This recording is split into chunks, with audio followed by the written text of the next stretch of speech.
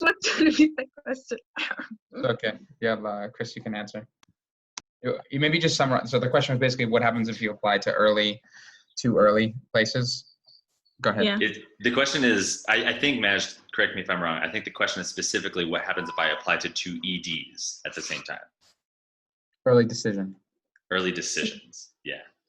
So early decision for everyone who's on the call is a committed decision. It means you can only apply to one of them, and when you get in, you have to go, and the only reason you can say no to it is if they don't give you the money to go.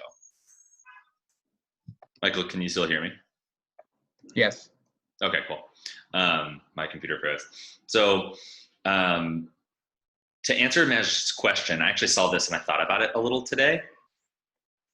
The likelihood that you could actually do that is very low, because in order to apply early decision, you have to get multiple people's signature. So you have to get someone at Palavision's signature, likely. You have to sign it and your parents have to sign it. If you want to do another one, you would have to do all of that again, but you would have to find a different entity to like, you would have to go to your school and have them sign another one. And if the admissions offices found out, you would probably very rejected to both. And so it's like a risk. It's a legally binding contract that if you're in the States, they can actually knock you out of all of admissions because we're internationals.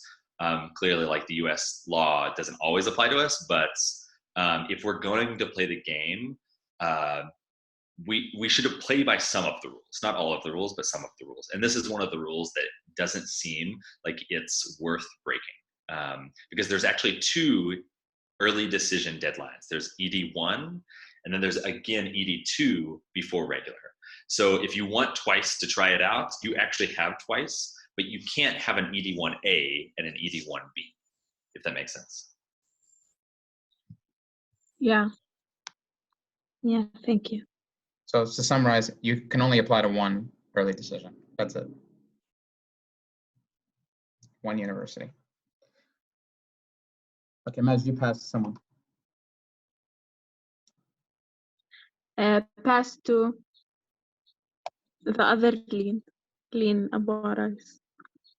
Okay, so I have a lot of questions actually, but there are like 2 main things.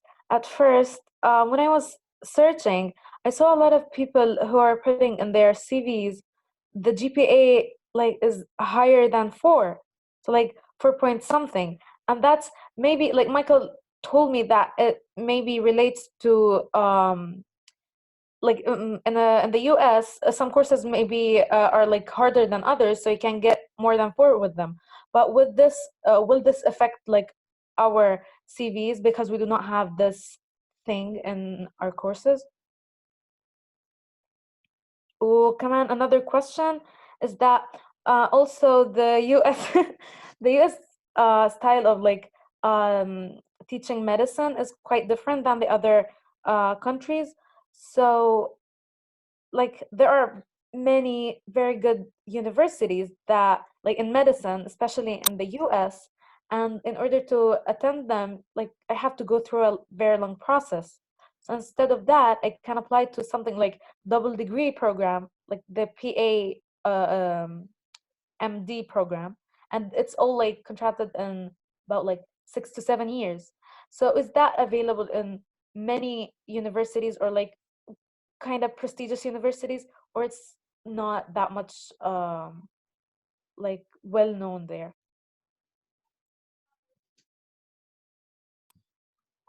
I'm happy to feel this too, but Michael, you and I talked about GPA recently. Do you want to talk about that a little bit? Yeah, Naveen, you can also weigh in here, Naveen, whenever you want. I will, thank you, but I didn't hear her very well, so I'll leave this one for you and Chris. Okay, me and Chris talked about the idea of trying to weight your GPAs as well. So saying if you're in the scientific stream, your science classes are harder, then those could be weighted, or if you're in the humanities stream, maybe your humanities classes are harder, so those could be weighted. So we're going to try to figure that out, and maybe Naveen has an insight about that. Do you have a thought about that, Naveen? How to weight their All GPAs? I can say is for the first bridge, especially my Tawjihi kids, everyone we put, not everyone else, sorry, everyone we put them unweighted. And so I don't know what we can do about that for these kids, but for the first kids, everything was unweighted. So that's the only thing I can say to what you said. Did you all consider ways to weight or not? It was technically too late by the time we wanted to consider ways to weight them, and so that's why we were like, khalas, unweighted, and we can possibly figure something out for this cohort. Just to define some of these terms, weighted means you're taking classes that you as a person have weighted differently than the other classes. In the US, specifically, weighted means AP classes. For a place like the Ramallah Friends School, weighted might mean HLs, higher level classes.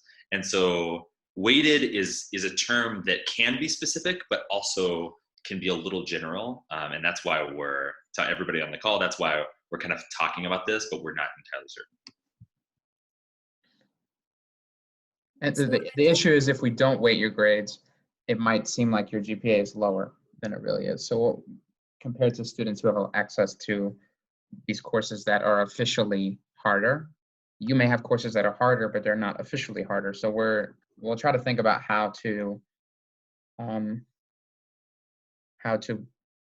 choose which of your courses are officially harder and then be able to weight your GPA using that information. But for now, you can just don't weight it for now, and it's something we can figure out by the fall. I checked many websites and many places that could convert our Tawjihi score to the GPA, and none of them could go higher than 4. That's because the GPA scale is a cumulative scale from 9th grade, and I believe Tawjihi it's an end of year test in 12th grade. Is that right? Yeah, but I was converting the entire report, the entire grade that we took for the whole year.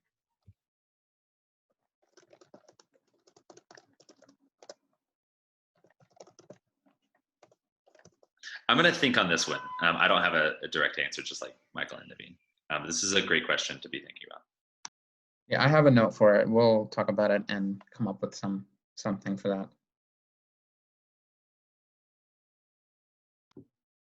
The second question, I didn't hear the middle part. I think if I can just quickly summarize was, are there programs at top schools, maybe specifically in the US, I'm not sure if that's what we're talking, but in the top schools where you can go into a direct medical program.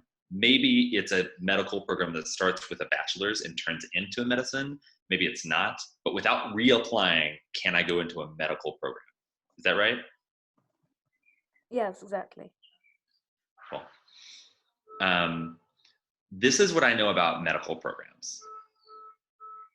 There are a few accelerated medical programs. And when I say accelerated, I mean medical programs where you enter medicine as a 17-year-old or an 18-year-old after you finish Tawjihi.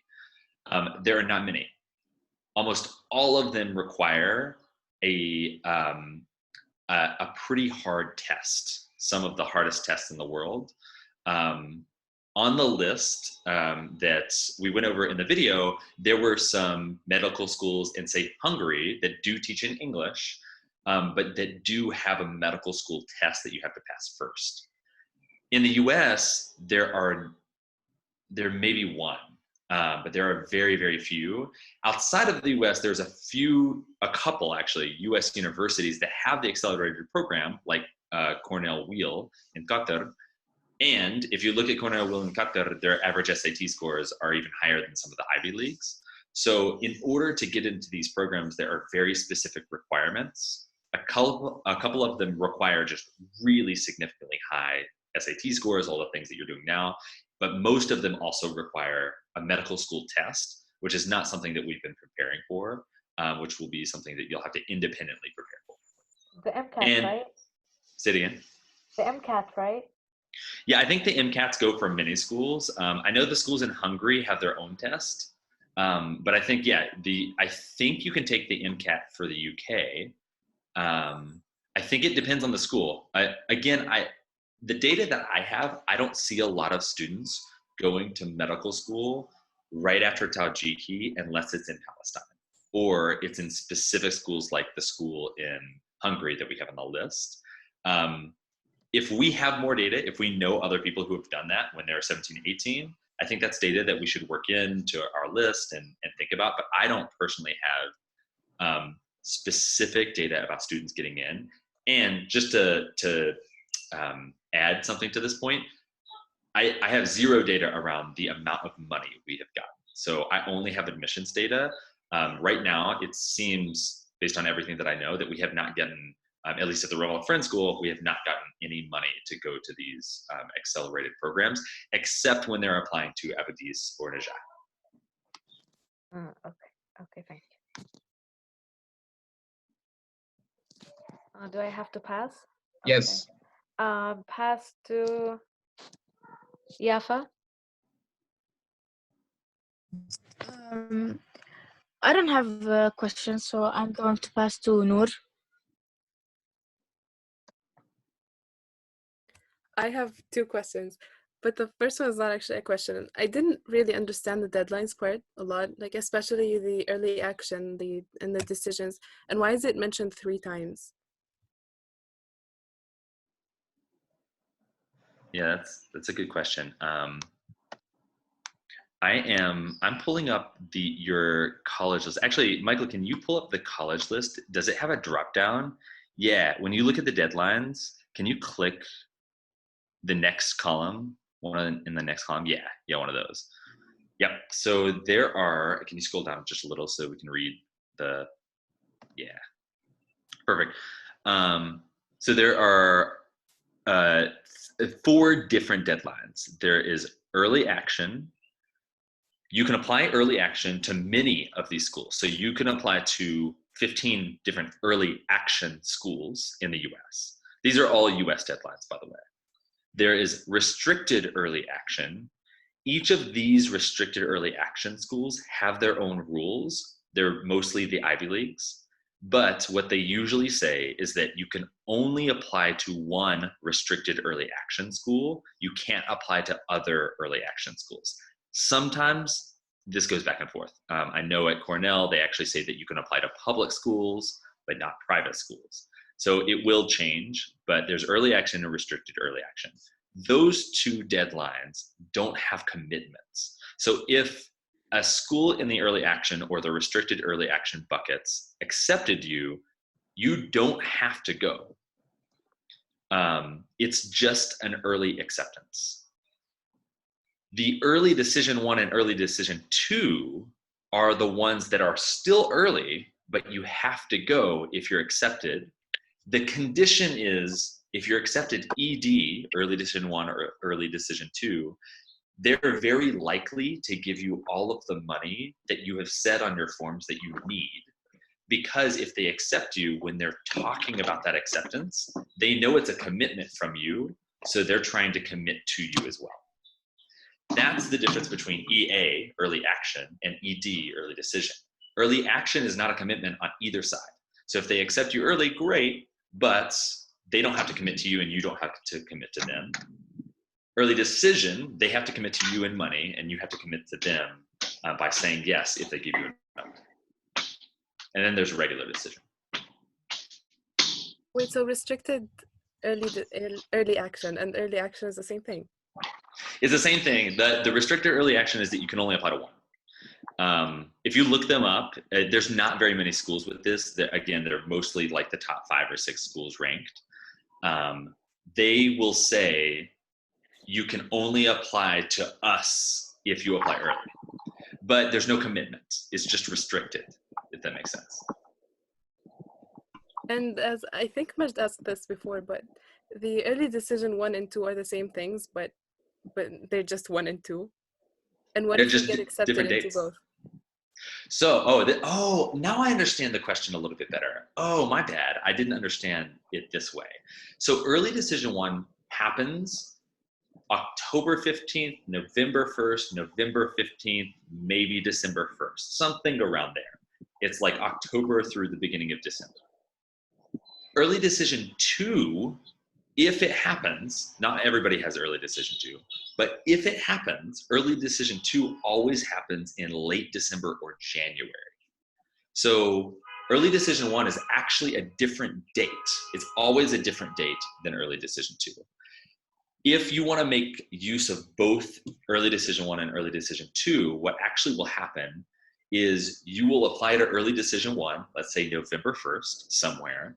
You will actually find out whether or not you got in and the money before the early decision 2 deadlines. So that's why it's a commitment. It's not just a commitment in money, but they're also making the decision way faster than any other colleges. So for instance, if you applied regular decision somewhere, maybe January 1st, you won't know if you got in until April. That's January, February, March, and mostly throughout April. That's 4 months. But early decision gives you a decision in 2 weeks. So that, I didn't realize that that was the question. So early decision 1 is actually a different deadline date than early decision 2. Okay, thank you. And I had a second question before I pass. Do we have to meet all of the requirements of every university as international students?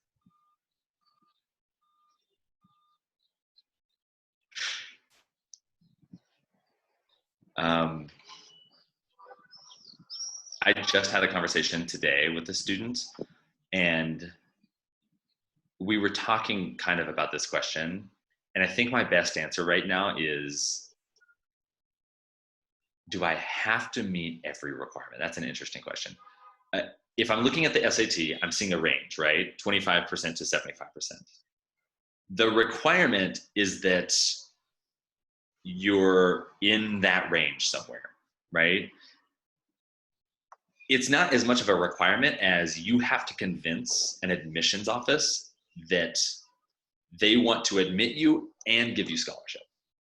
So it's not as much meeting requirements. It's not as much checking off each box as it is checking off each box as strongly as possible to make the best case for yourself. I also think for international specifically, COVID-19 may have affected us a little bit negatively, because my feeling right now, I don't have any data, my feeling right now is that many universities are putting a lot of money to US citizens. So I'll say that. Is there anything you want to add to that, Naveen or Michael? So the only thing I will add, I mean, Chris technically answered the question, so there isn't much to add to that, but just to put more emphasis on the aspect that universities will take into consideration that, you know, you're an international student, that you have a different educational background, that, you know, you might not have the same, you know, the same educational experience as someone in the US, for example. So they will take into consideration that, you know, you possibly are Tawjihi or you're not Tawjihi or whatever you've done. So they think about it. And like Chris said, it's a matter of convincing them. So they might not, you know, see that you have a 1300 and be like, you know, I have someone who's a 1400, so that's it, you know, I want the 1400 student. No, it's more that, you know, you can have possibly a lower score and a better profile. And that's the convincing part that's really important. And so that's why you guys' applications are extremely important in terms of personal statement, in terms of essays, in terms of CV, because those are the aspects that might give you some leverage over someone who might have a better score. That's the only thing I'll add. Thank you. I just want to say one other simple thing, which is sometimes, like if you look up a university like University of Pennsylvania, which is really hard to get into, here's the SAT range, which Chris talked about, 14, starting at the bottom is 1420. I'm sure there's been Palestinian students who have gotten into this university with lower than a 1420. Correct? So that's happened. Maybe even 13 something, right? Maybe even 12 something in a really rare case. There's also been people with a 1450 or 1500 that don't get in. So it's not a guarantee if you meet the range that you're going to get in. It's also not a guarantee that if you don't meet the range, you won't get in. But the more, as Chris said, the higher your different parts of the stronger the different parts of your profile are, the better chance you give yourself, right? But the reason I say that, And I say that people that have been lower have got in is, I think it's important for us to remember, because, you know, there's like going to be some long shots, and you take a long shot and maybe you get it, but you miss. If you apply to 15 places, you miss all of them, but you get one. Boom. That's the goal, kind of. So it's important not to like think it's impossible, but it's also important not to think it's easy. exactly. Just to add a small thing to that, that's exactly why it was important for us to have Noura come to the winter camp, because she had a 1220 on her SAT, and she got into Harvard, but she had an extremely strong application. And so that's why, you know, like Chris and Michael just said, it might not always work, but there has been students that have got into top schools without meeting the SAT score. And one other thing to plug here is, I'm in agreement with all of this. And for right now, if I'm an 11th grader going into the summertime, I should still be focused on making the highest SAT score I can.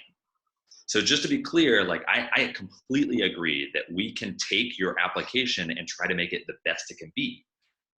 But if that SAT score is lower because right now you're telling yourself that you don't have to work as hard, that's going to play into the best that it can be, right? So both are correct. Like, we can do this.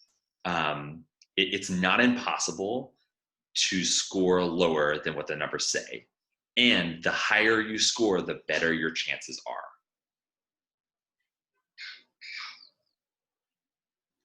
Okay. Yellow node pass. I pass to Yusra. Okay, so my question is kind of similar to Lean's question about the GPAs. So do universities take into consideration that different schools have different levels of competitiveness or a way of grading? For example, in my school, the top student gets 92, but in other schools, 5 girls at the top of the class get 99 or 98. And that, of course, lowers my GPA. So do we do anything about that? Or do I just get a low GPA? I can take part of this question, and Chris maybe. Sorry. And also, Michael, no, sorry, I didn't mean to. I'm not going to answer it. But Michael, you should probably also talk about like your recommendations. Naveen, go ahead. I couldn't hear what Chris said. The only thing I will say is that there usually is in the application a part. Usually in the applications, they have a section where we can add any information that we didn't have a chance to put in the application. And so if, and I say if with a lot of emphasis on that, there's schools that have specific situations, we can explain that in that paragraph so that the university and admissions office can take it into consideration. We can't promise that they will, but we can explain it. So yeah, so that's all I'll add to that. Chris, if you want to add, go ahead. I'll say what Chris said or told me to say about. So I'm meeting with you guys very slowly, one at a time, to talk all about your experiences in your life, your activities, your leadership, and also your school.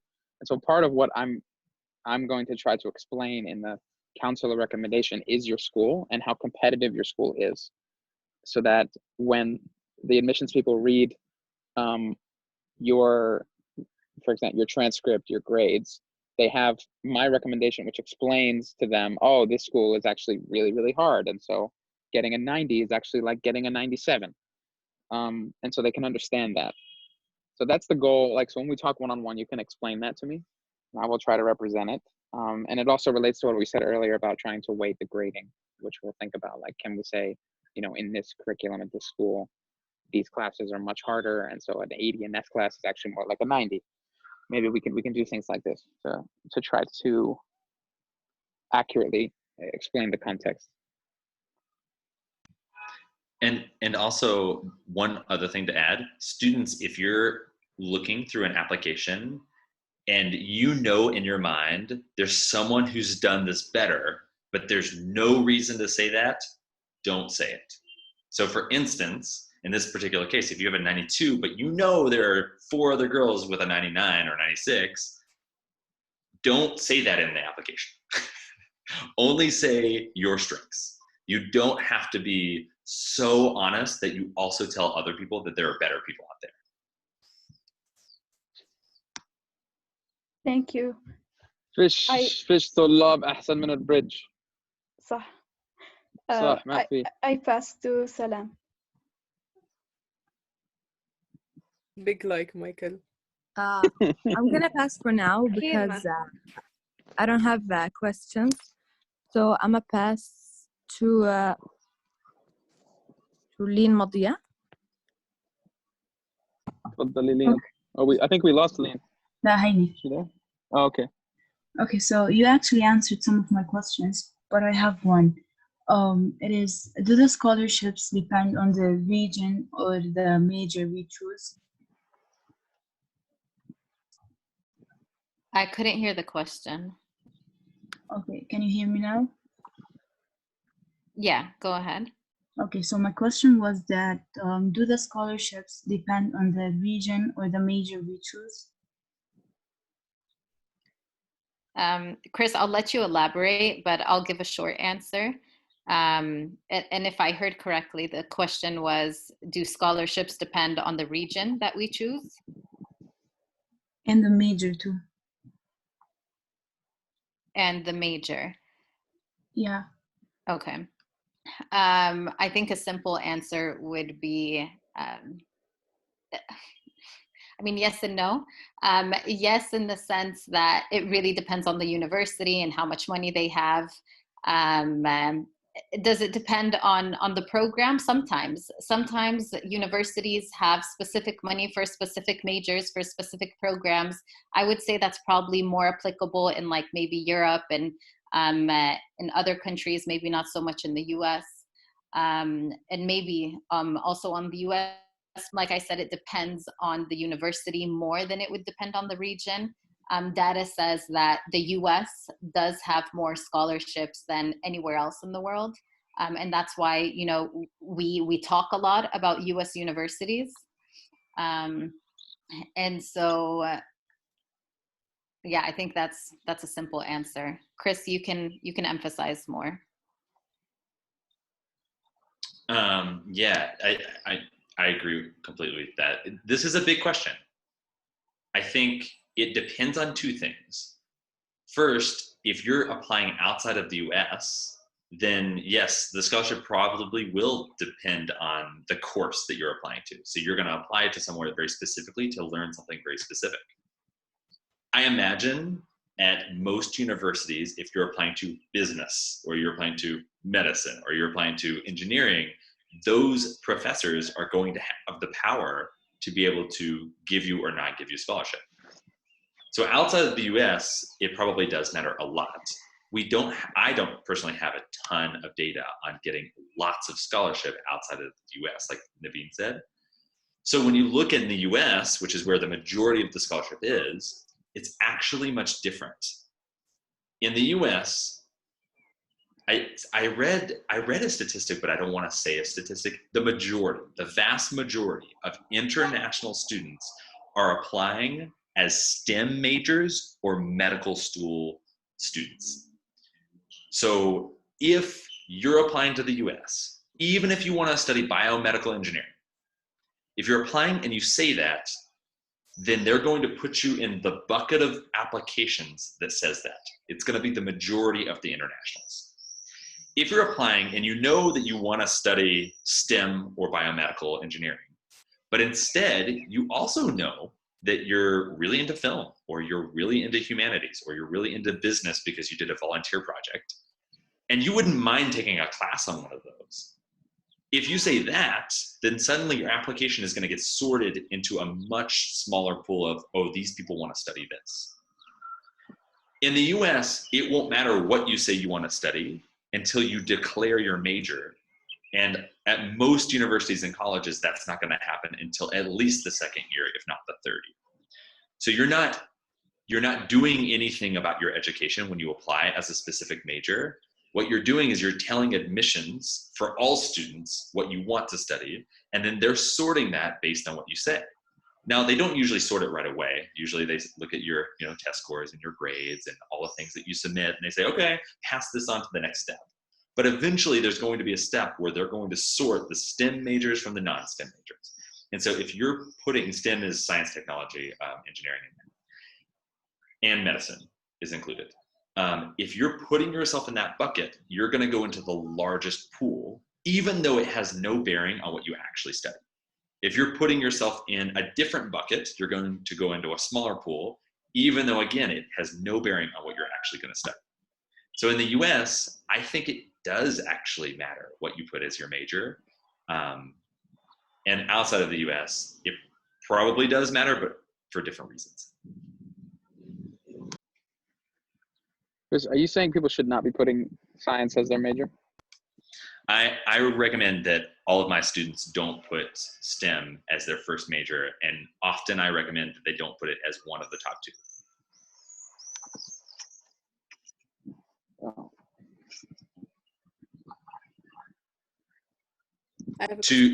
To give a quick overview on why, I'm sorry, I didn't mean to cut you off, but to give a quick overview on why, liberal arts education, which is at both big universities and small liberal arts colleges, but all the top ranked are still liberal arts. Liberal arts education is the idea that they want well-rounded students academically and socially.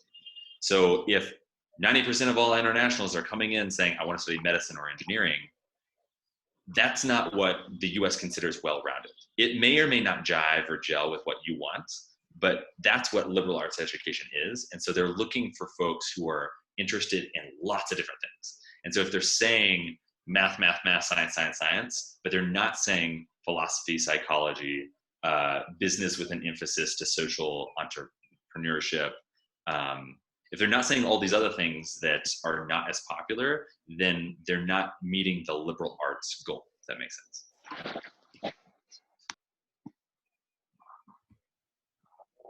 Wait, so should we put STEM as our major or not? My recommendation in the US is not to put it.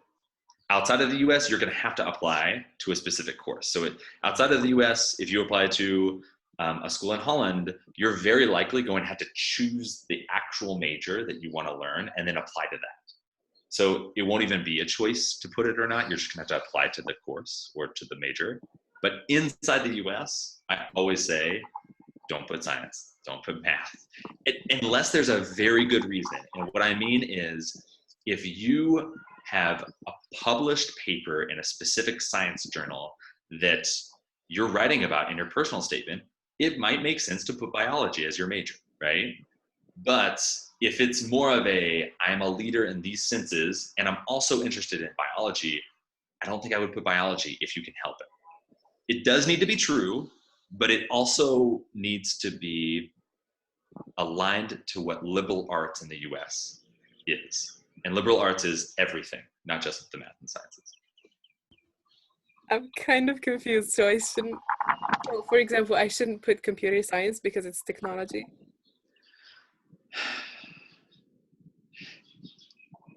This is a very personal decision. I think it changes with every single person. I have seen many computer science majors, people who are studying computer science on scholarship in the US right now. I have seen them write about computer science and then also talk about their love for gaming and also how that made them love language, right? Because computer science and computer coding is a language. So they put on their Common App, I want to study linguistics and computer science. Linguistics is the study of language. Linguistics is a very liberal arts major, right? It's a very humanities-based major. Computer science is also a liberal arts major. That worked for that particular student. So it's not a yes and no. It needs to clearly fit that you're not just a math and science focused student, if that makes sense. I think this feels big. I honestly have to say that this feels like big news to me also, because I wasn't aware of this. Now, what's the impact of this? I think on the one hand, it's very minimal because it's just a box you're filling out on the application. And then when you get there, you decide what you want to study. So it's not that important from that perspective. Now, but the other side of this is when you're telling your story in your personal statement and your activities, in my counselor recommendation, in all these pieces where you're telling your story, I think now it's making me think that we want to avoid kind of having your story end with, I want to be a doctor. Because honestly, there's already from talking to 7 people, I think 3/4 end with, I want to be a surgeon, I want to be a doctor, I want to be great. But if you're going to, as Chris is saying, if you want to apply to these big liberal arts universities, that's not going to help your chances. So I think we might want to think about how to tell your story in a way that leaves a little more open. So I'm passionate about medicine, and I'm also I'm thinking of Lynn Modi. I hope you don't mind if I use you as an example for a moment. Because when I talked with Lynn, we talked about, she been passionate about the piano, about Debke, about reading, and also about biomedical engineering. And so maybe instead of having all roads, everything goes to biomedical engineering, it can be more like Lena has many interests and she's interested in pursuing all of these things as part of a liberal arts degree. And so that's the way we can represent your experience instead of Lean 100% wants to be a doctor and study biology, which, as Chris said, is going to put you in a huge group of people who want to do the same thing versus, and we're not saying that you can't do those things. Okay. We're not saying you can't get to university and study biology. Great. Study it. Study whatever you want. When you get there, you'll decide that. But we're talking about the application. So I think this is like what Chris is saying is also affecting me and making me think a lot of things. I think it's not a huge change to what you're doing. It's ultimately a slight change to your application and to your story, mainly to the storytelling, honestly, I think is the biggest effect. Do other of you have questions about that? Because this is this is clearly a kind of significant issue. Yes, I do. So what I understood from you that maybe we can have a major in something engineering, for instance, and we could have a minor in something else. As thinking about a major in engineering and a minor in filming and those stuff. So would that be work, or we need to have anything that is not related to STEM field?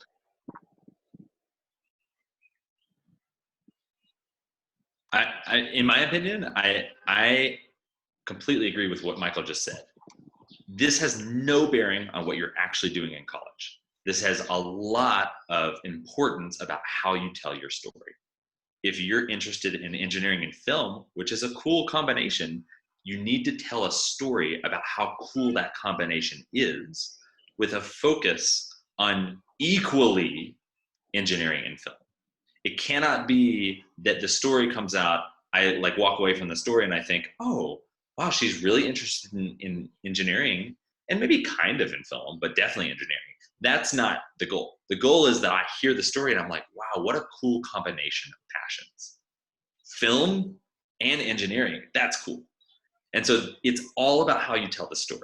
I like how Michael said that. But the personal statement, I heard one of you say that it doesn't have to be about the major that we want to study. So we need to now change our personal statement. No, you don't. No, you're right. It doesn't need to be about your major. It can be. It doesn't have to be about your career. It can be. You just said that we need to write our story in a way So we need to change it, obviously. I meant, sorry, yeah, no, I understand that. I meant if you ended your personal statement with, I want to be a doctor. If you end it that way, then I think we need to change it a little bit, because that's going to be a little too kind of focused on one thing for these liberal arts universities in the US. If you didn't write about your career at all, then you don't need to change anything. Right? You don't need to add something in. I'm saying if you had a very narrow focus on on a science or math major, then that we will need to broaden. We will need to include other interests. We will need to show that you are a good fit for a liberal arts university. And can I add just a few things here? Yeah. And I'm pretty sure Michael said this to all the kids, is that from day one, especially Medj, that I just went back to the profile, to the notes that I took when I first met you in the winter camp. From day one, we told all the kids that we're 100% sure that they possibly wanted to apply to the US and not completely eliminate it. We told them that the personal statement has to focus on not your major, has to focus on your personality, on your skills, on showing ambition, passion, hard work, all of that. And so that's why from the personal statements that I've been reading, everyone has been focusing on that. So I would imagine that no one needs to change their personal statement except for the kids that said, I'm not applying to the US, I'm only applying to Europe, because they have a different strategy as to how to develop their personal statement. It focuses more on major, not on personality. And so from the beginning, I'm pretty sure that you were giving instructions to write about your personality, about what you've been doing, from all of that. And so if you use that structure that Michael gave you, then that's perfect. You won't need to change anything. And that's why also it's important for the personal statement to focus more on you as a person, because in the application, there will be other questions that will ask about majors. And that's where we will work together to answer why you chose specific majors. So they'll be like, why did you choose this course? Even if it's undecided. And universities do have an option for the students to apply undecided. And I think this is what all of us would encourage the students to have as the first option. If the university has that undecided option, then that's perfect, because that gives you more flexibility when you get to the university, one, to get there first, and two, then you can change it into whatever you want. And so personal statement will remain in the structure that you've been guided, used from the beginning. Only specific questions is what will change, focusing on major.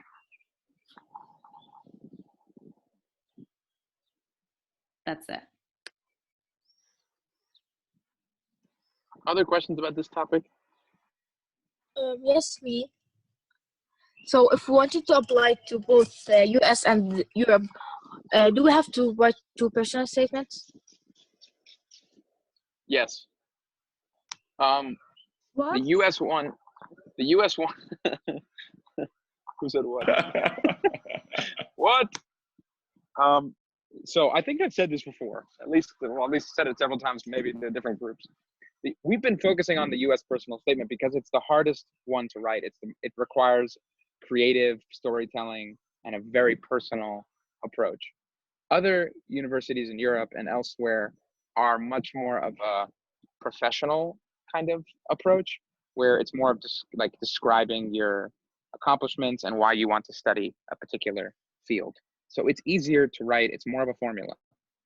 So as you decide where you want to apply, you will need to write additional statements, personal statements, or supplemental essays, where you write shorter essays. And this is also part of the reason our focus throughout the year has been like, how do we tell a story well? Because you will need to write, as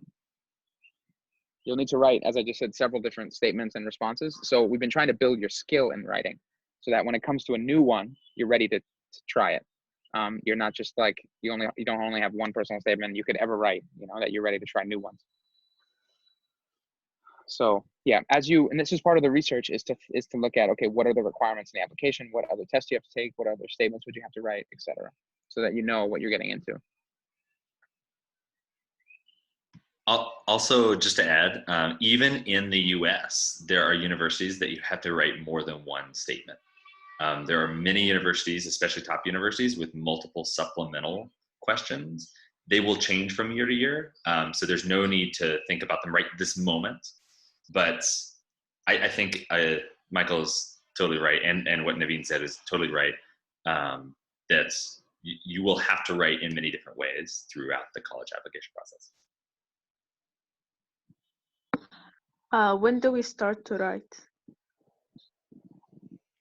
You mean statements for a particular university?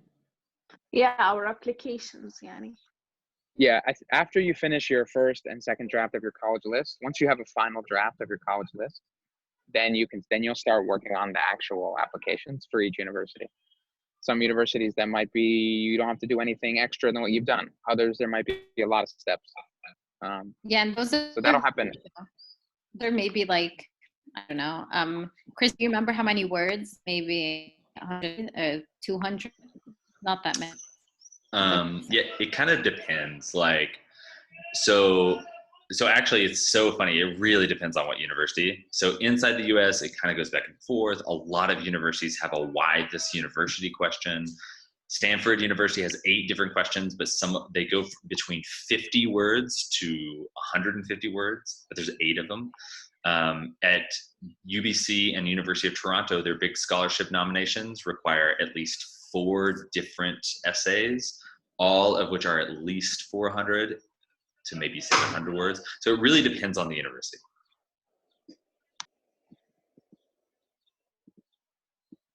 But just to be on a more positive note, this is why you guys all started working from January, and this is why you shouldn't freak out, because normally kids don't think about how much work this takes to apply and start maybe from like July if they're like super smart. But you guys have been preparing from January, so you guys will be fine. So don't freak out about, having another 4 questions to answer, because you guys are already on track and we're still in May. So it's okay. Yeah, the plan is to have May and June where you go through make your college list, first draft, second draft, and then ideally have a final draft. So then July and August, you could work on the different pieces of the applications. I have a small question. Yeah. Do all universities in Europe require a personal statement? Like, for example, Turkey, I've never heard anyone who wrote a personal statement and like in their college admissions.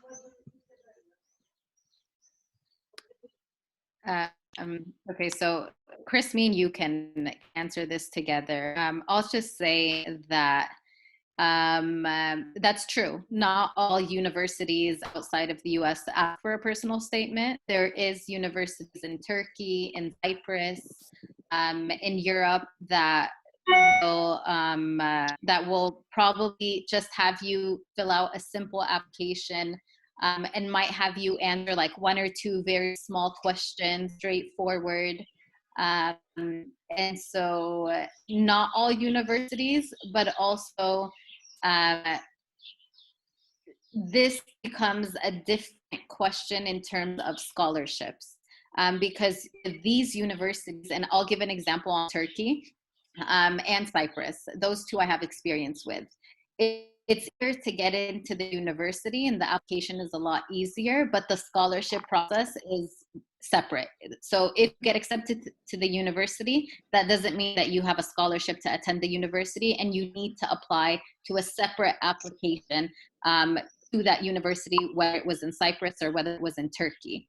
And those scholarship applications will have other essays that you will need to answer. And sometimes it's not an essay, sometimes it's an interview. It depends on what the scholarship is.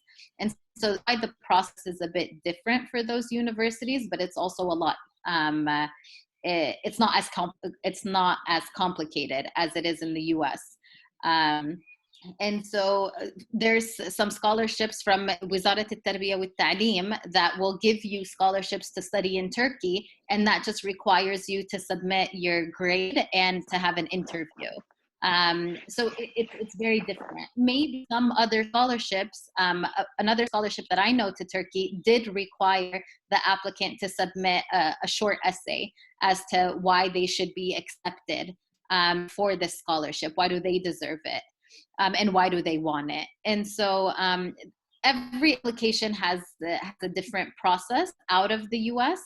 It's a lot more simple, but yeah, I mean, it's hard to generalize. So I'll just keep it to that, if that makes sense. And Chris, you can add if you have anything to add. Nope, that's good. I completely agree. I have a question, speaking of scholarships. Tfaddali. So we can either get a full scholarship from the same university that we're going to, or we can get a scholarship from an outside program, right? Right now on this website, as far as I know, there are no outside programs. Now, I think Naveen is mentioning a couple. Sorry, I might be wrong. Maybe there's 2 outside programs, but of all the scholarship on this website, the vast majority are directly from the university. And in my data around scholarship, almost all of it is coming directly from universities. So, I'm sure there are other places, but in terms of where the vast majority of scholarship is coming from, it's coming directly from the university.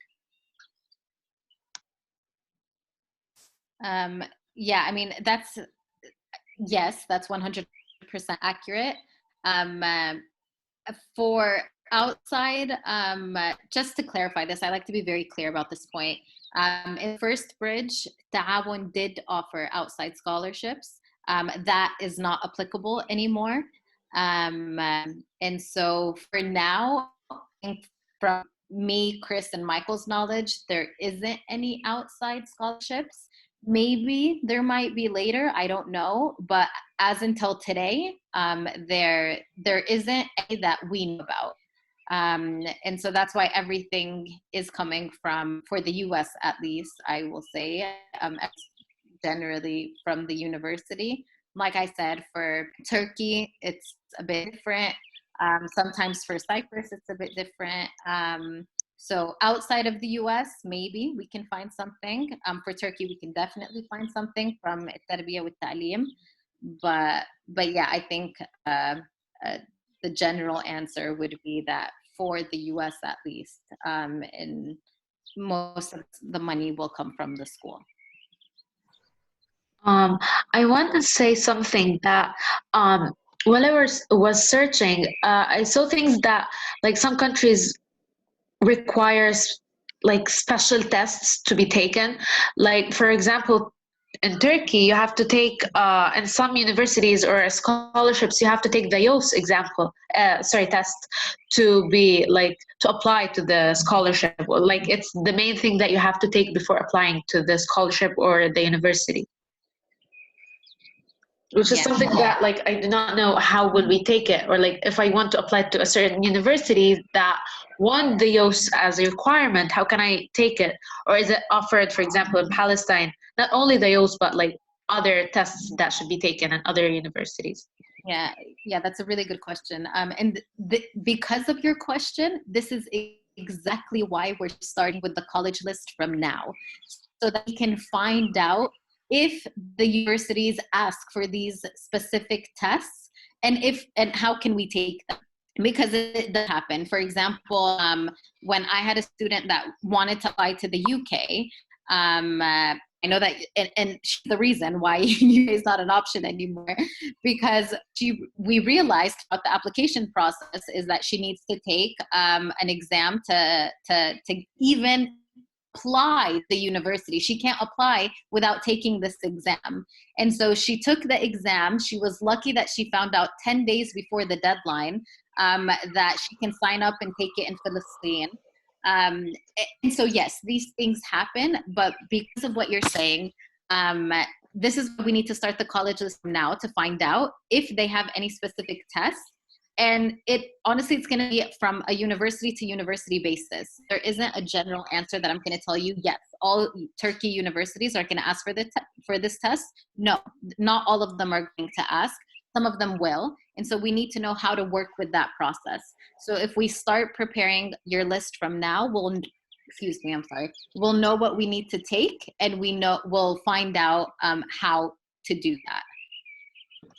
Or we can change another one. Change the university. Yeah, exactly. If you decide you don't want to do it, you can change it. Exactly.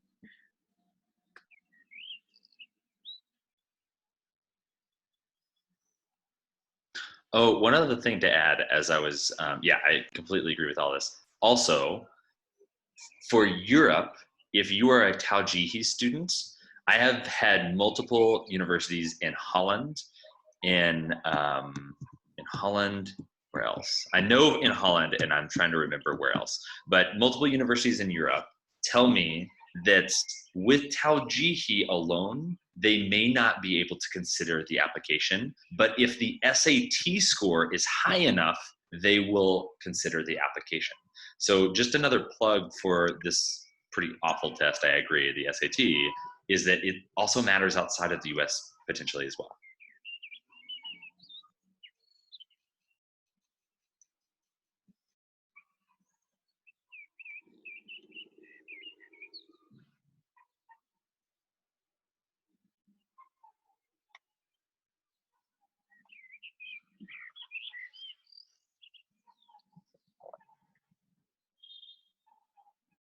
Do we have any other questions?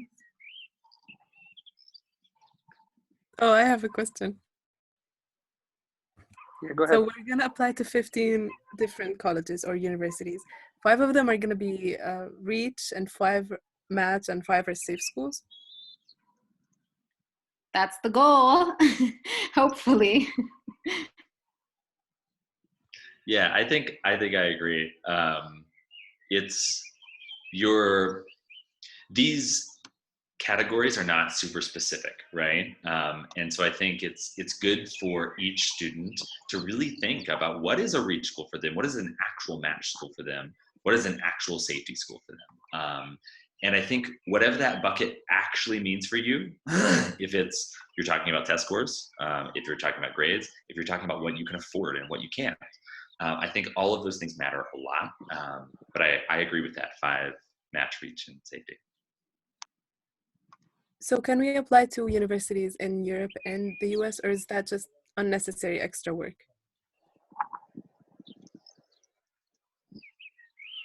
I feel like here we're all going to differ in our opinion. My opinion as Naveen would be like, you can do that, but you just need to make sure that you've really done your research to that university in Europe, just so that you don't have to do double the work. Sure that you have the essays, you have the scores, you have whatever they're asking for. So if you feel that that university outside of the US is a fit for you, and you want to try it out, then my opinion would be as long as you know the workload that comes. So I'll keep it to that. Chris, you can go ahead.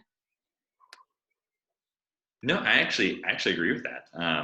100%. I think you're totally right, Naveen. Anyone who applies to these schools has to know what it takes. I think all of the data has been shared. The vast majority of scholarship around the world is coming from the US. The SAT matters a lot in the US and sometimes even outside of the US. So all of these things that we're doing will matter. And to your point, Naveen, if you want to apply to schools in the US, to schools outside the US, to schools in Canada, to schools in Europe, I think it's really your choice, but it will come along with extra work. I will say also, just to add kind of maybe this out of all the things that I said today, maybe this makes me feel the best, is that if you do a strong US process, the likelihood that it will feel much easier applying almost anywhere else is pretty high. So if everybody focused on applying to the US and made the best US application they could, and then a few people decided not to do that, they would find it very easy, likely, to apply to other places, even if they have to write a little bit more or have to do something slightly different. That's very true.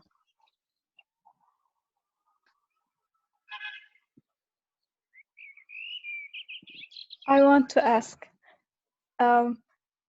is Canada similar to the US in terms of requirements and the personal statement, or is it like Europe?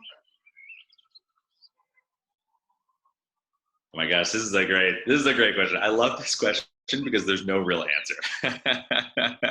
Sorry, Yosara. It's UBC and University of Toronto are very similar to US universities.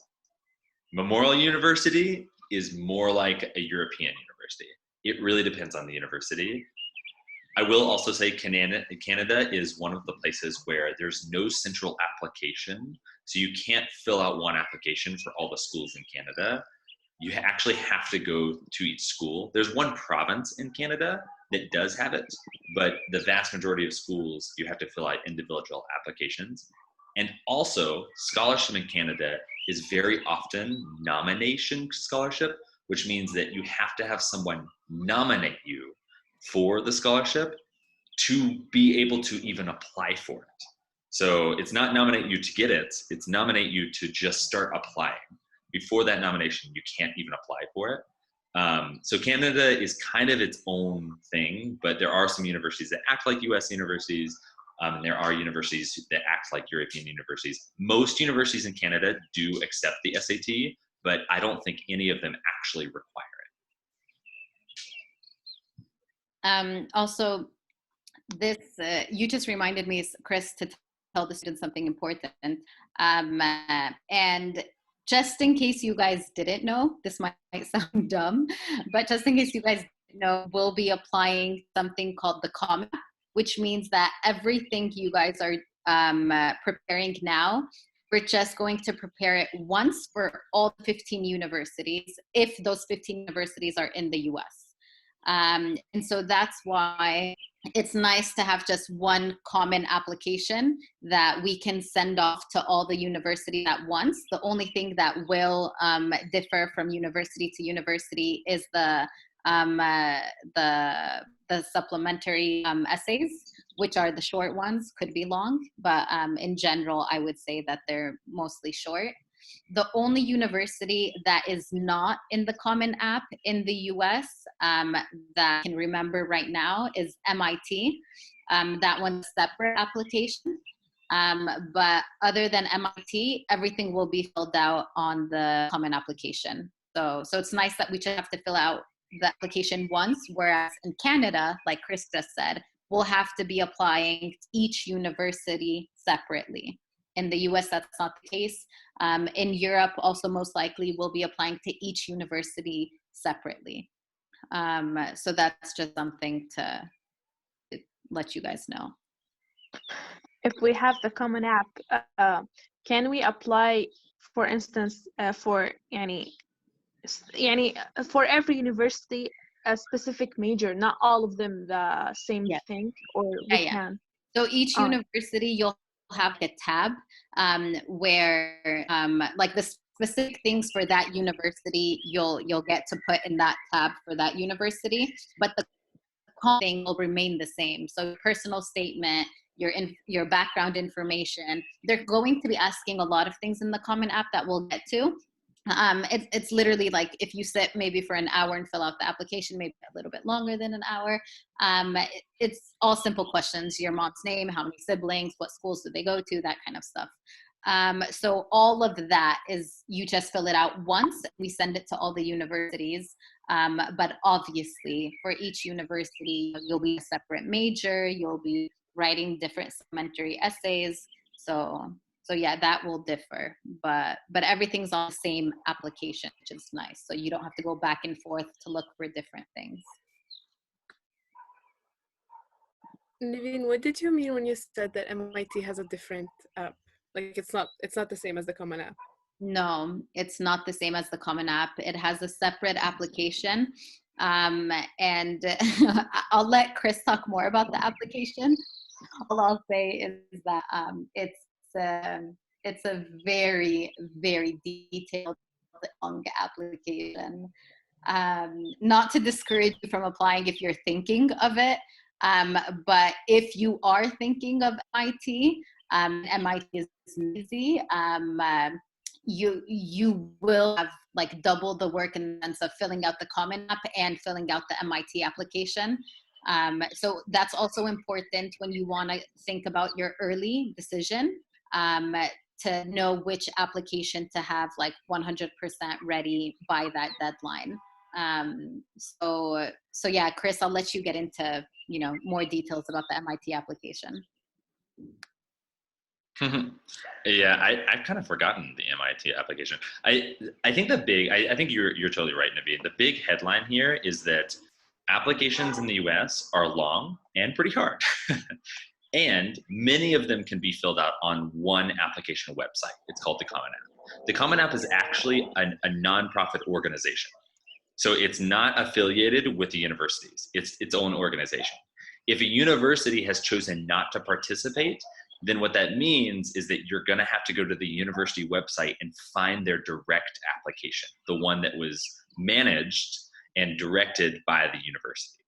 That's all that means. So for MIT, they have their own application. They decide not to participate in the Common App. That's all it means. Technically, if you apply to 20 schools on Common App, applying also to MIT outside of the Common App is probably not going to double your workload because you've done so much work already. Because even if it's on the Common App, it doesn't mean that you're not going to do a lot of work on it. It's just not as organized. That's my take, but there are some applications that are a little longer than others. And that's actually also applies to the Common App as well. Like I said, I think Stanford's on the Common App and they have 8 questions on top of your personal statement. Yeah. So. Oops. That sounded like a nervous laugh, but really, like I said, the fact that you guys are like starting all of this from now just means that you're way ahead of a lot of kids. So I wouldn't freak out too much. We're still in May. You still have time. But it's just really important for you guys to know all of this and to take it into consideration from now instead of getting overwhelmed later on. Yeah, 100%. I think that's the other thing. If you take one thing away from the session, it's that. It's I see so many students do this process every year, and almost all of them go through the same cycle. Whether or not they get into a stronger university or not, almost all of them start with like, whoa, this is so much information. 5 months later, they are telling me information that I never knew, right? And that's how I learn. So it's kind of like if you've ever played a sport, or actually I used to be a musician in the band. If you've ever played music, you know the first day you sit down and you try to play a song and you're like, this is crazy. I've never thought about pushing all these buttons and blowing at the same time or strumming at the same. It's just so much to think about. But then a year or two later, you're not thinking about it anymore. It just comes very naturally. That's what college applications are going to be like. It feels very overwhelming now, but if you keep at it, it's not going to feel this overwhelming later on. Yeah, and just like another small thing to add, I know we took up a lot of you guys' time, but like I'm really happy the fact that we have 13 kids on this call asking the questions that you guys are asking. Honestly, I think you guys need to realize how that sets you apart and makes you unique, and just really says a lot of great qualities about you guys. Because I'm just thinking about right now, the kids that I met last year that approached me to help them in August to start this application. And because they didn't know that it was this long and there was so many, details that came with it, they thought, it was very easy and they'll just pay someone to do it, or I don't know what they were thinking. They missed so many opportunities and they ended up giving up. They tried for 2 weeks and then they're like, okay, this is too much. And then they decided that I'm not going to do this process anymore. And they missed so many great opportunities, even though they were really smart kids. But they just didn't know how this process actually requires a lot of time. So I think it's worthy to acknowledge the fact that you guys really are special by being on this call, by asking the questions that you guys are asking. I mean, for me, I'm really impressed.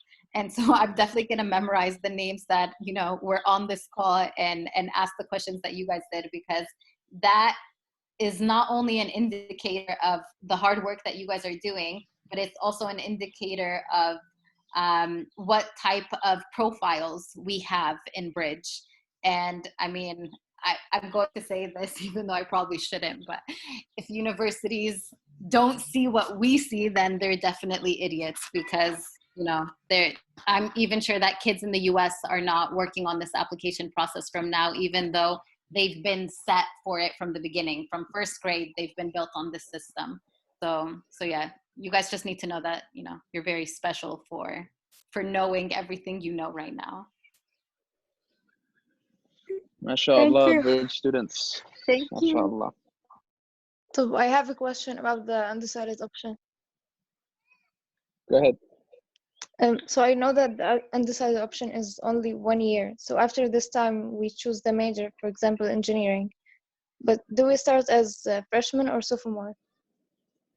And is the undecided option available in Europe, such as in Greece?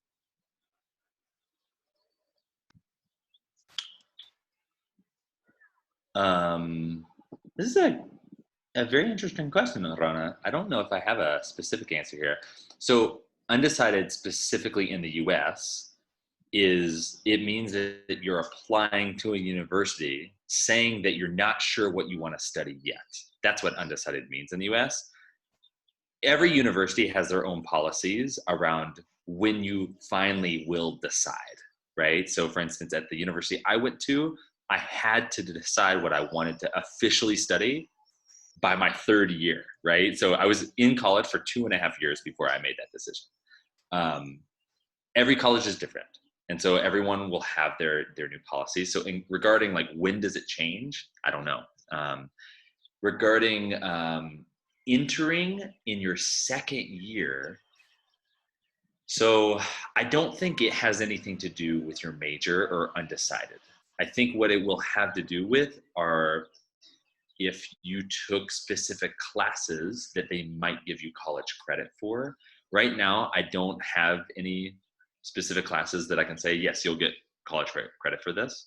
But that's the only way I think you could enter, in the US at least, as a 2nd year.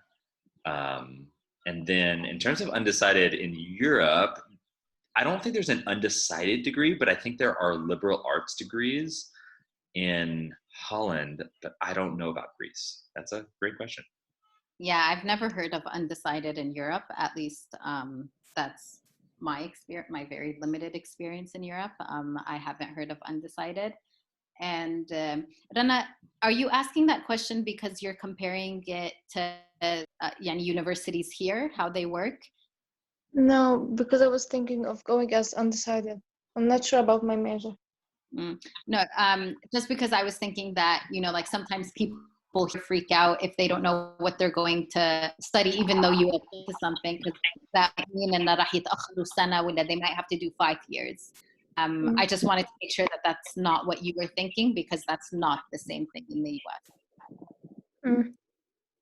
Yeah, for sure. And also, it's just to be clear, like the US, so the idea of liberal arts, again, is that you're studying a lot of different things. And in the US, if you go in saying, I know I'm going to be this in 4 years, that is actually, how do I put this? Like, I guess you can say that and still be a well-rounded student, but usually the assumption is if you don't know exactly what you want to be or exactly what you want to study, that's actually preferable sometimes. So just to thank you for that question. It's a vulnerable question because I know here sometimes we want to know.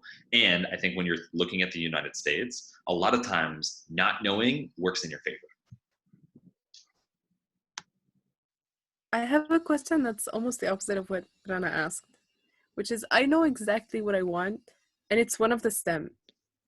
I don't want to study anything else. I don't want to get linguistics. Mm-hmm.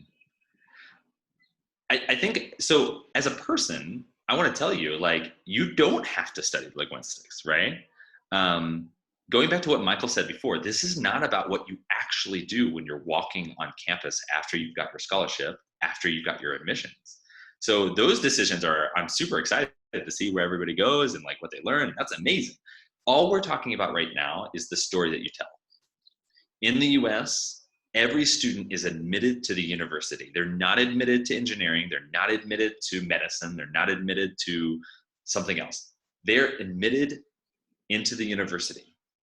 Inside the university, they take tons of different classes. So for instance, at these top liberal arts that we've been talking about, like Swarthmore College, there's a requirement that in your first 2 years, you have to take classes, you have to take more than 50% of your classes outside of what you say your major is going to be. So if you say your major is going to be STEM, they're like, great, be a STEM major. But by the way, we require that you take 50% or more of your classes outside of STEM, right? And so I think the way the US thinks is you're coming to learn a variety of things. You may want to study STEM, awesome, great. But the story you have to tell to get in is the story about how you're interested in a wide variety of things. I understand, thank you. Yeah, in simple terms, you need to show that you're well-rounded. Like there has to be a well-rounded image that you're creating of yourself. So. And about the courses that give us credits, we don't have in our schools, especially for I'm taking the Tawjihi curriculum, we don't have any of these courses. So does that mean that if we don't have much credits, does that mean we don't get the scholarship or we don't get into that university or not?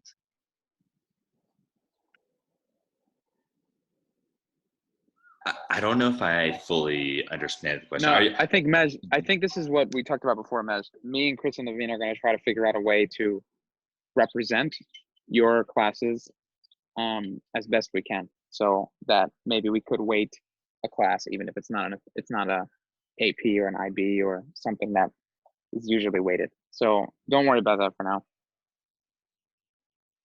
Okay. I have a small question. Yeah. Okay. So first, thank you, Naveen and Chris and Michael for covering everything. But I'm gonna ask about do we have here in this point to care about our future after studying in this country and this university?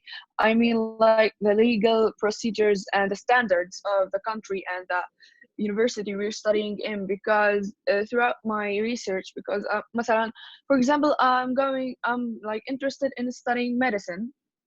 So what I found is recently, like in 2018, the WFME, the World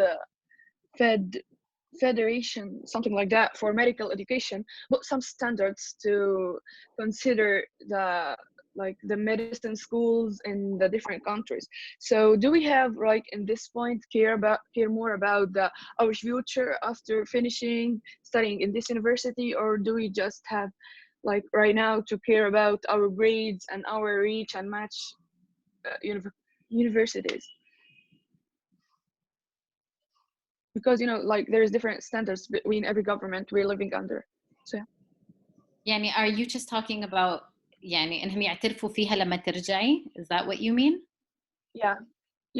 should we take it like into consideration يعني كل جامعة بدنا نقدم لها مثلا لازم إنه نقرأ أكتر عن إنه إذا هي معترف فيها وإذا هيك شيء عندنا هون. Okay. So Chris, just to make sure you understand also the question, if you want to add anything to the answer, she's asking if you make sure that the schools that they're applying to are accredited here when they come back. So when they want to come and work here. So my answer to that is that I'm pretty sure almost all the universities in the US that you'll be applying to are acknowledged and accredited here.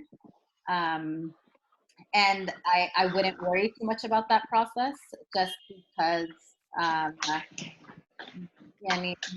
every year the ministry is kind of like expanding as to which universities they're عم بيعترفوا فيها and all of that. It's more of like a politics thing. So my answer would be that I wouldn't worry too much about it right now, but Chris, you can go ahead if you want to add.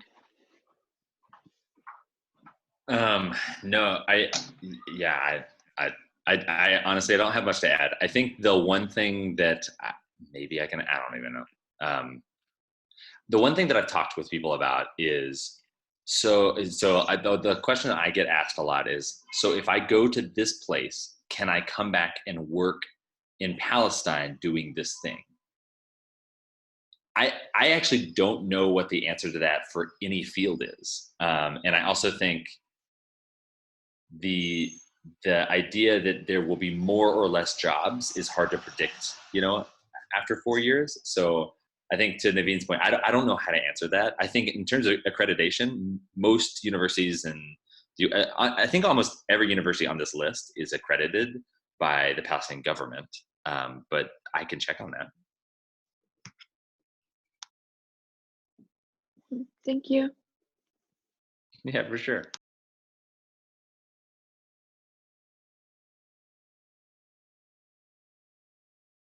Okay, any final questions before we sign off? I have a question. So for when we apply to the colleges in general, we need to have a passport, right? So what if we didn't have passport by that time? Should we do something else or what?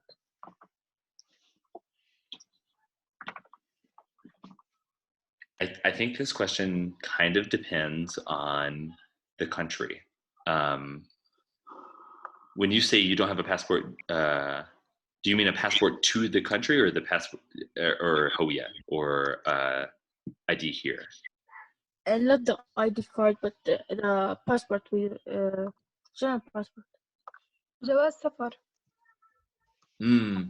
بس مش فاهمة إيش خص جواز السفر يعني إنه انتهى ولا بدك تجدديه ولا مش فاهمة. أنا أصلاً ما عندي واحد. اعملي عادي. هو يعني أنا راح أعمل واحد أردني بس بلكي ما قدرت أطلع على الأردن لوقتها. أنتي ولا مرة سافرتي؟ لا بس يعني على الأردن. Okay, so Chris, what she's saying is that she doesn't have a passport, not an old one, not a new one. She doesn't have one. And so how does that affect her application? I mean, the only thing that I would say to that is that if you get accepted with a scholarship, you'll definitely need a passport to leave.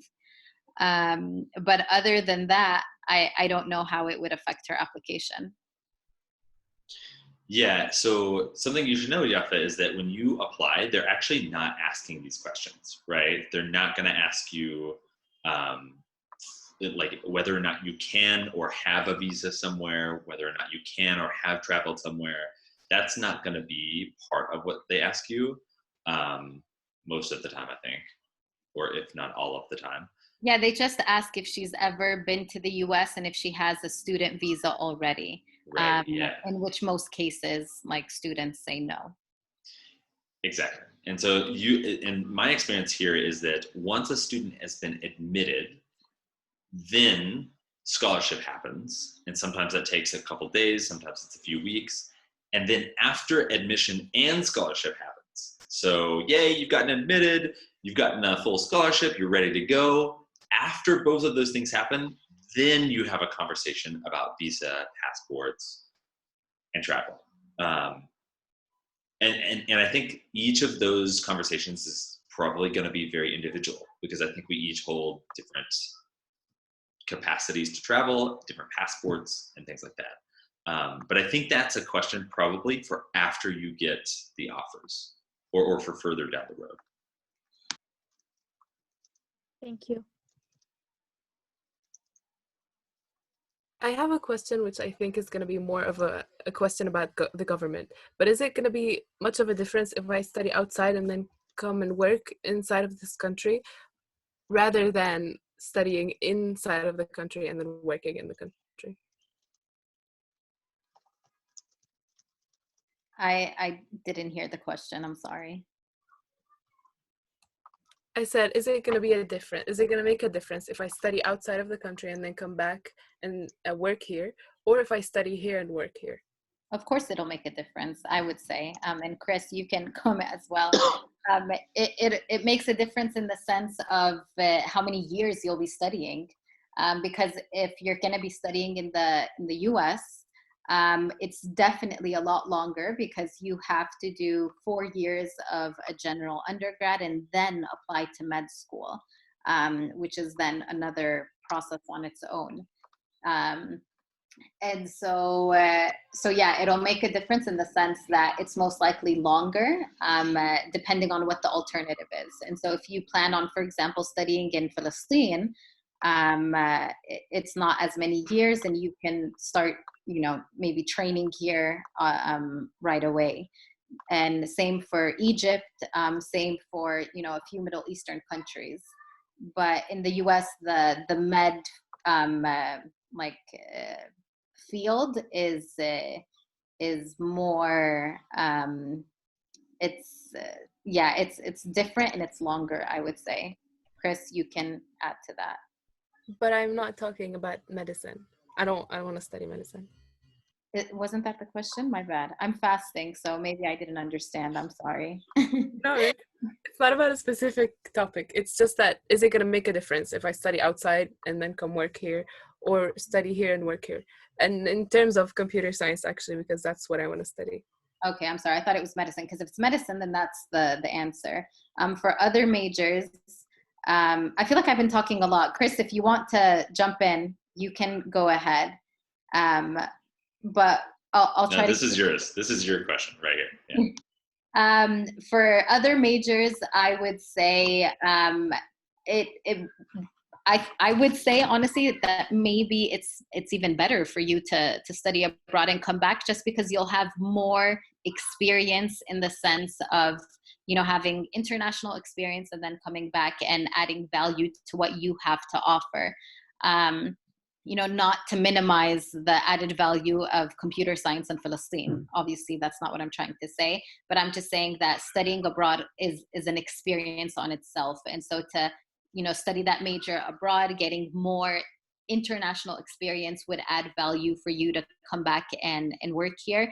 And I mean, that's what I did for my master's. I studied abroad and then I came and worked here, and I thought that it added a lot more value to my education, to my experience, to what I'm able to give back, whether it was to my work or outside of my work. And so, I mean, the difference it would make is that it's of added value. That's what I would answer. Thank you. You're welcome. Okay, we're out of time. Are there any really important questions that you want to ask before we finish? Can we join the meeting on Wednesday? Sorry? Can we join the other meeting, which is, I think, on Wednesday? Oh yeah, it's actually tomorrow. Tomorrow's the next one, and yeah, you're welcome to join that one as well, if you like. And I also recorded this, so I'll upload it to YouTube, and then you can watch it again, or any part of it that you want to watch again. And yeah, feel free to message me, Chris and Naveen, with questions as well as you start. So let me just remind us something. One, for you all moving forward, now you're ready to start making your list. And as you do so, you can again message us with questions. And then once your list is ready and you're ready to discuss it with Chris or Naveen, then I think that probably the easiest way is if you just email them with your list and then asking for a time to meet. And because I think it's a sign-up sheet, because it'll be like you'll come in gradually. Chris and Naveen, please say something if you would prefer a different method. But I originally made the sign-up sheet, but since it's going to be gradual, like the kids are going to be ready, it might be easier if they just email you, and then you get their list, and then you, okay. Yeah, that works. As long as, I mean, if there are, a bunch of students that are super ready, like tomorrow, I don't know if I'll be able to get to all of them, but yeah, that totally works as a system. Yeah, great. You know what you can do actually is email both Chris and Naveen when you're ready, and CC me also. Sorry, let me just start over. Email the three of us, all three of us when you're ready, and then one of them will respond and offer a time to meet, so that they can balance between each other, so that one can take one person and then the other one can take the other person. So email all three of us when you're ready with a link to your college list, and then they'll respond with a time to meet. Perfect. Any questions about that? When we're ready, as in when we have the college list? Yeah, when you have a draft of your college list. We had originally said 15, having 15 universities. I did hear one, just anecdotally, of one story that it took someone a very long time just to do one. So if you find that it's taking you a really long time, like, maybe then you could just do 10. Otherwise, I think it is nice to have a lot so that you have a lot to discuss with them. And if you're really struggling to find information, you can always leave it blank and then come to the meeting. Yeah, I would say have a minimum of 9 before the meeting. Unless you really want to meet, then that's fine. But yeah, it definitely takes a long time to fill out one university. So just saying. Yeah. I think the thing is, the more work you do beforehand the meeting to have your list, the more productive the meeting will be, because you'll have done a lot of research and you'll have a lot of questions about what you want about relevant for you. Okay. Any other questions about that? About the next step?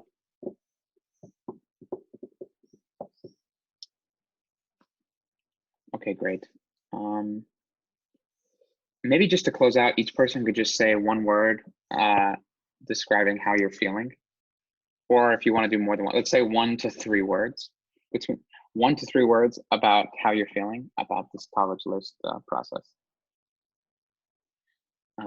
Everybody, let's just go real quick. So do something more positive, Michael. I feel like that's gonna be so bad. Well, let's not assume anything, Naveen. We could be excited. We could be curious. I'll go first, okay? I'm feeling I'm feeling hopeful and curious, and also wary a bit. I'll pass to Noor. I feel much less confused. Thank you for all the explanations and the answers to the questions. And I kind of feel nervous about the whole process. Thank you, Noor. I pass to Majd. You're welcome. I feel nervous, same as Noor, and lost after the meeting. Well, you say lost? Yeah.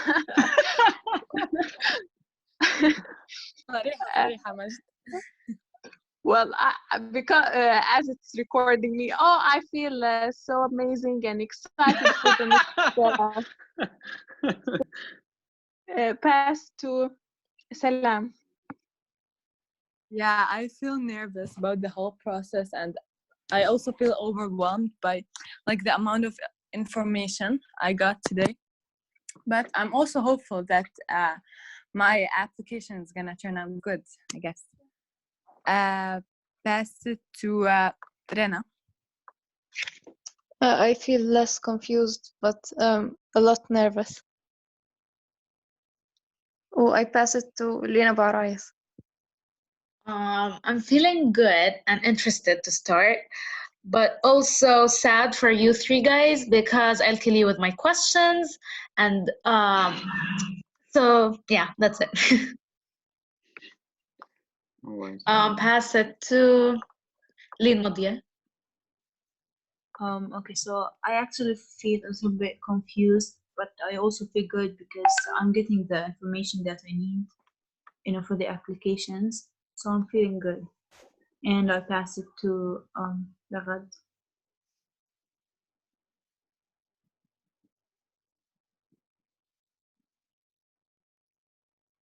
Okay, I pass it to Yafa.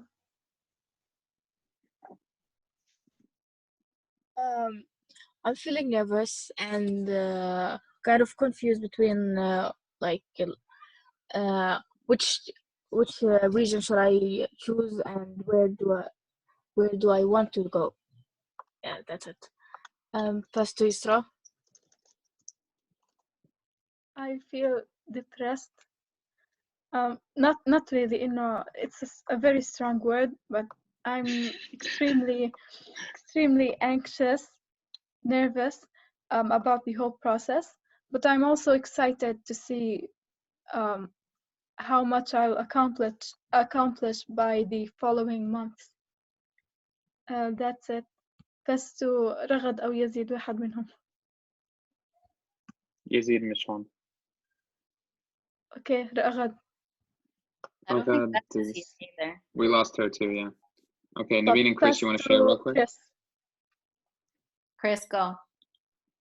I feel optimistic because everybody feels the way that the students that I've seen do well in this process feels after a conversation like this, which is usually not great.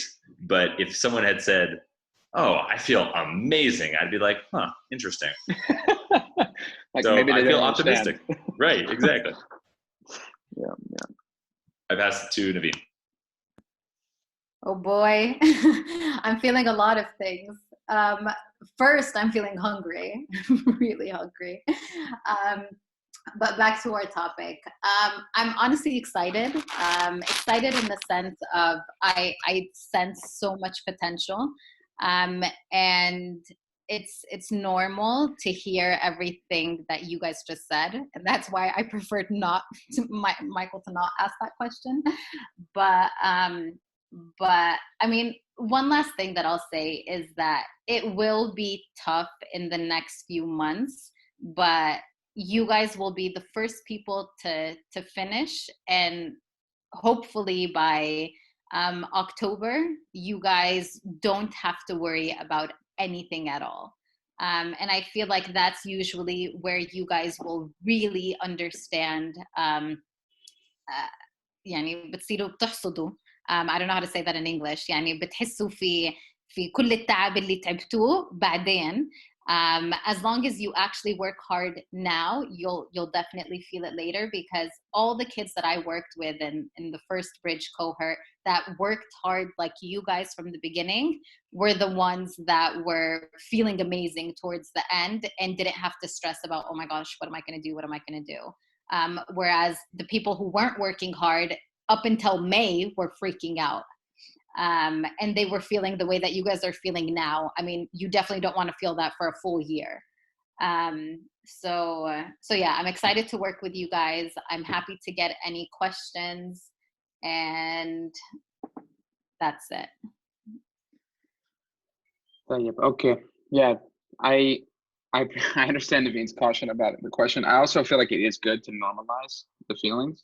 Yeah. As Chris said, they're normal. So if you're feeling nervous and scared and overwhelmed, you're not alone. That's probably how everybody's feeling, or they don't understand the process. So and then they have a bigger problem because they don't understand the process.